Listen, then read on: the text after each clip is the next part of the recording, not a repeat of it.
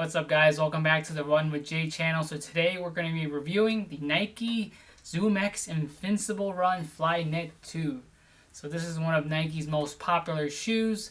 The second generation is almost here. This is one of my favorite all-time recovery and just regular running shoes. So we're going to take a look at the shoe to see what's new, what's different, and if it's worth the upgrade. So if this is your first time to the channel, welcome. Please hit that like and subscribe button as well as the bell for notifications. And to all my returning subscribers, thank you so much for your contributions and support. So let's get this review started.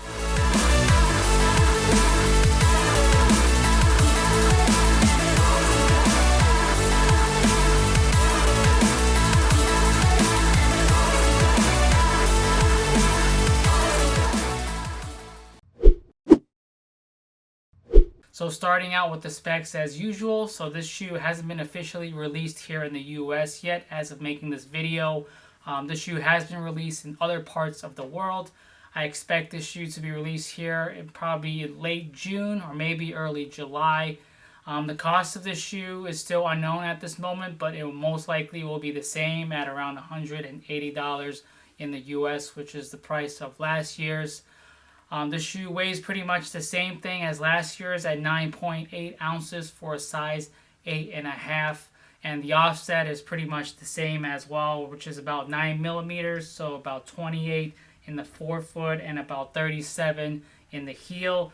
As you can see, this shoe has a huge heel stack of foam. First things first, if you're looking at both of these shoes side to side, they look very similar, again, similar to the Infinity Run series that I made a video about before. There are minor differences, mostly in the upper, but I think they're welcome. And I like this shoe to begin with, so making the smaller tweaks, made this shoe even better. Some people, might be fine with just going with the original version, but if you have the money, have never had this shoe before, I would say go for the second version. The forefoot has plenty of space. In my opinion, they shrank it a little bit, but there's still plenty of space for people and for your toes to move around. So other small changes is the heel counter.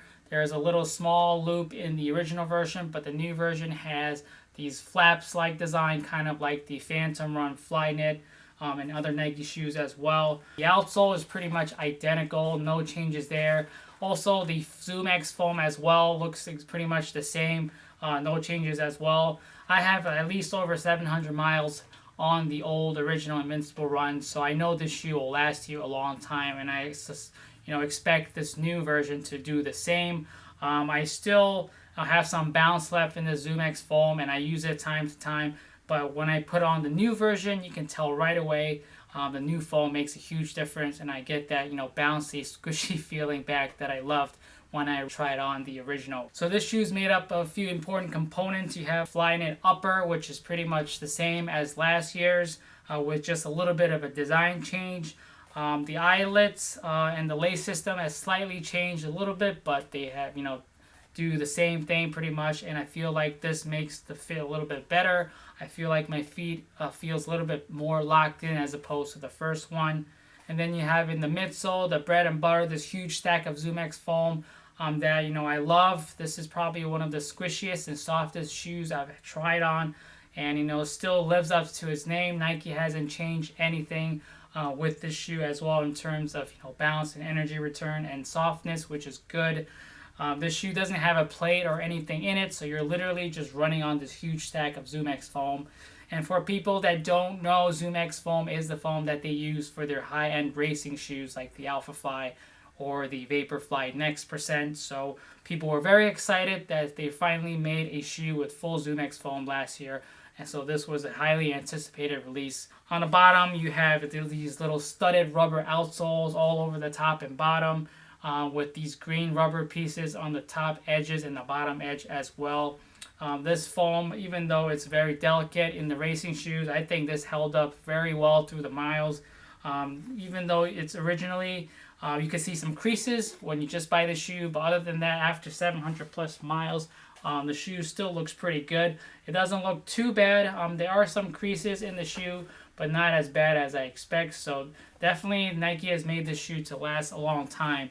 The one thing I don't like is the laces. They changed the laces to these padded laces that fray very easily, which I don't like. Nike could have kept the original laces and it probably wouldn't have made a difference. The weight of the shoe still stayed the same. Then the back, you have the heel counter, which has changed slightly in design, but the concept and the function is still the same. There's more of this like flap-like design as opposed to just a circular design in last year's version. This looks like the Flyknit, Phantom Run Flyknit with these flap-like designs on the heel counter.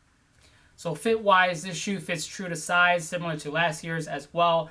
I didn't have to size up or size down. I'm size 8.5, and this shoe fits true to size. There's plenty of toe room, like I said before, for your feet to move in. And this year, I feel like your foot is better locked down with the new lace system. And now for the new version, there's actually Nike Zoom X logo on the side of the foam compared to the first version of the shoe. So first run in the shoe, as soon as I put my foot in, it reminded me of when I got my original Invincible Run.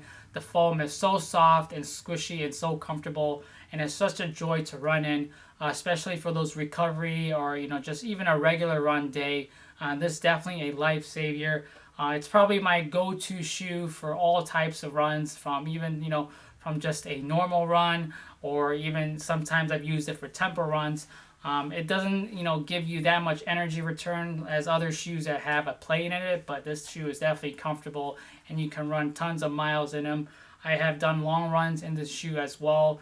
So this is definitely probably, if not the softest shoe out there. However, this shoe is not cheap.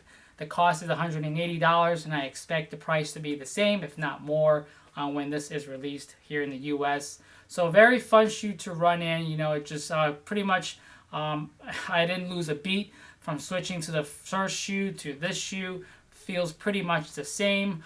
Nike didn't make any tweaks to the ride or anything at all. It's just nice, comfortable ride, very soft on your feet, and I didn't have any heel slippage or anything, which I didn't have either in the last year's version. So your ankle is locked down very well, and there's just so much padding in the ankle area. Even in this year's version, there's enough padding that'll keep your foot comfortable. So definitely a shoe that I would recommend to for people to do recovery runs or slow runs in, or just a shoe that they want to walk around in. Since I've used my original Invincible runs on vacation as well. I also recommend this shoe for new runners as well that's looking for a shoe that's comfortable, that can do a lot of things. I know the Pegasus 39 is coming out, and that is your typical workhorse shoe that does everything. However, I feel like this is like an super upgraded version where it gives you comfort, and you can also walk around on town in this shoe as well. I like this new red color that they released for this year.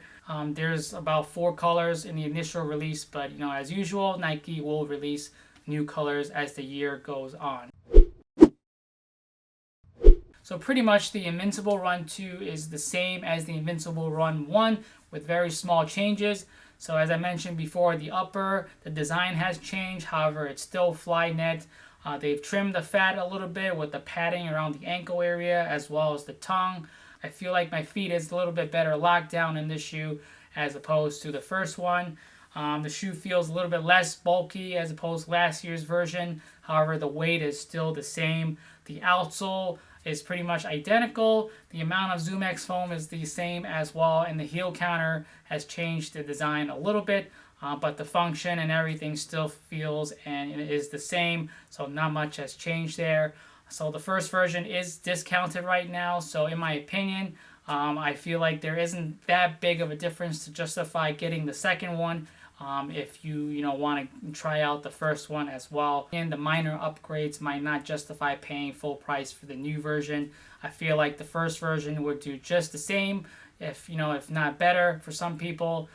So this is a great design shoe, and I think they made these small tweaks for the second version to make it a little bit better, but they both still, in my opinion, feel like the same, and they will both provide the same results that you're looking for if you're in the market for a recovery, slow run, or do everything kind of shoe. So thank you guys for watching this video. I hope you enjoyed it. So let me know down in the comments section, what do you guys think of this second version? Is this something you would upgrade to, or you like the first version and you'll just get another pair of the originals? So I'd love to hear what you guys think, or if you guys have any other comments, feedback, or questions, please feel free to leave them down below. And if you haven't subscribed yet, please hit that like and subscribe button So I hope you guys are all staying safe and you're doing well. And I'll see you guys on the next run.